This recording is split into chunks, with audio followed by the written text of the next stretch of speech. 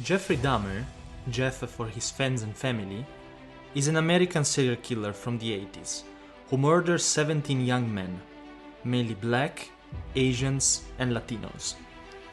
He was not the typical serial killer, going after minorities for the pleasure of killing them. In fact, he became famous for eating his prey and conserving their body parts after their death. Jeffrey Dahmer made his first victim in 1978, and it took 13 long years to catch him in his apartment in 1991. And the question of today is, would modern technologies have enabled the police to catch Jeffrey Dahmer earlier than the 13 years and save the life of most of his victims? Let's check it out. First, let's discuss how Dahmer typically approached and killed his victims. His typical moves involved going out at night, usually to pubs and discos, attracting a young man by offering a drink, by proposing to help him, or through simple physical attraction, and convincing the victim to go to his house. Once at his place, he would prepare the victim a drink and pour a drug inside to make him fall asleep. This enabled Jeffrey to have full control and avoid being abandoned. If successful, Dahmer would then play with the victim until killing him, using the dead body for personal pleasure and making experiments with the different body parts, especially with the heart, his favorite part. You could say, easy. With modern technologies, you could just run a DNA test on the body parts of the victims and you would easily connect the cases to Dahmer. The problems? The victims and their bodies were never found, as in most cases he was keeping the remains in his apartment. Also, there was no crime scene, as all murders happened in Jeffrey's house. And there was no connection whatsoever between Jeffrey and his victims. The first encounter only happened at the time of the hunt. How do you catch Jeffrey Dahmer then? We want to show you today 5 modern technologies that would substantially increase the chances of catching him. The first technology is called the web-based facial recognition. If a friend or acquaintance of the victim had a description or a photo of Jeffrey Dahmer, it would have been possible for authorities to identify him through facial search engines powered by artificial intelligence. They work in a way similar to Google image searches. These platforms leverage public-only web sources, including public social media, mugshot websites, news media, and other open-sourced websites like Getty Images, Instagram, or Flickr, where captions or other details reveal more about the subjects. This type of technology allows agencies to gain intelligence and disrupt crime by revealing leads, insights, and relationships to help investigators solve crimes, similar to the one of Jeffrey Dahmer.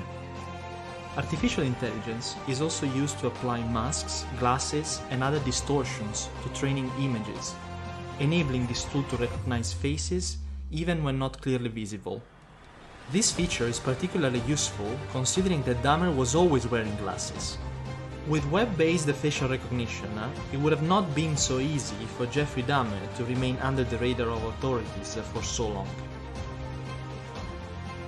With a similar concept to the web-based facial recognition, CCTV cameras in public places could have been used to track the movements of the victim and create a list of suspects based on the people that Jeffrey had been meeting. Nowadays, we even have CCTV cameras with artificial intelligence, which are network IP cameras that deliver advanced analytical functions like face detection, person detection, people counting, vehicle detection, traffic counting, and license plate recognition. Advanced video analytics software is built into the camera and recorder, which then enables artificial intelligence to function. For AI CCTV cameras to work, data is constantly sent to a recorder and processed via an AI layer to make sense of the raw video. Rule-based AI cameras are manually configured, with rules and reference pictures of people in various positions, perspectives, and motions. If the camera notices something that violates the rules, for example, no one is allowed in this location at this time, it will issue an alert. Some of these systems are self-learning. The AI analyzes normal behavior for the area and gradually builds up a definition of this typical behavior. It then normalizes the data, tagging any objects and patterns it observes, and when something the AI sees falls outside of this typical behavior, it then alerts security professionals. With CCTV cameras, it would have been more difficult for Jeffrey Dahmer to use pubs and discos as his main locations for encountering the victims, as cameras installations are now much more common. Jeffrey Dahmer was not only targeting young men, but he had a few cases of going after minors. And nowadays, online chats are one of the most dangerous places for this type of situations for children. We imagine modern Jeffrey would have likely taken advantage of this channel. With a technology called the Chat Analysis Triage tool, it is now possible to use natural language processing techniques to analyze conversations between minors and child predators, and determine which adults are most likely to be the offenders. That is, people who actually seek to meet children in person. This tool quickly reads these chats and flags the ones that are at risk of being contact offenders. Then law enforcement officers can better prioritize which cases need to be investigated first. The Chat Analysis Triage tool will eventually be used not only to triage cases, but also to train police officers to become better decoys. Some of the bad actions of Jeffrey could have been avoided if this technology had been available. By 2025, there will be 4.5 billion users of social networks, up from the current total of over 3.6 billion. Investigators and forensic scientists didn't have as much information to sift through when social media initially started to take off. The social media data for a specific topic can now be overwhelming. Scientists have recently created models for assessing the data obtained from social networks to aid in evaluating this data. Automated data analysis must be based on models that are repeatable, explicable, and testable in order to be accepted in court. If social media had existed in the 80s, probably Jeffrey could have used it to identify his potential victims. At the same time, social networks could have helped the authorities on identifying the victim's location in the hours before the murder and restricting the degree of possibilities. Finally, social media could have helped to raise awareness on the people that were missing and would have given a voice to the population who was struggling to get attention from the police.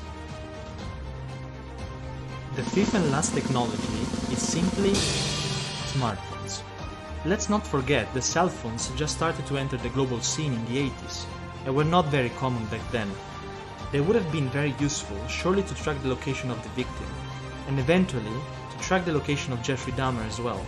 In fact, every time someone uses a cell phone, a signal is sent out that pinpoints where the user is. Cell towers and the GPS features in some smartphones track where a phone is at any moment. Cell phone carriers, on the other hand, can provide authorities with a cell phone's location via proper court documents.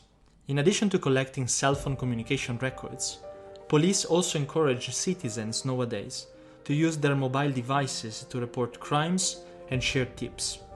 For example, a smartphone could have been used by Glenda Cleveland, Jeffrey's neighbor, to record all the sounds that she was hearing from her apartment. In this case, she could have sent the recordings to the authorities.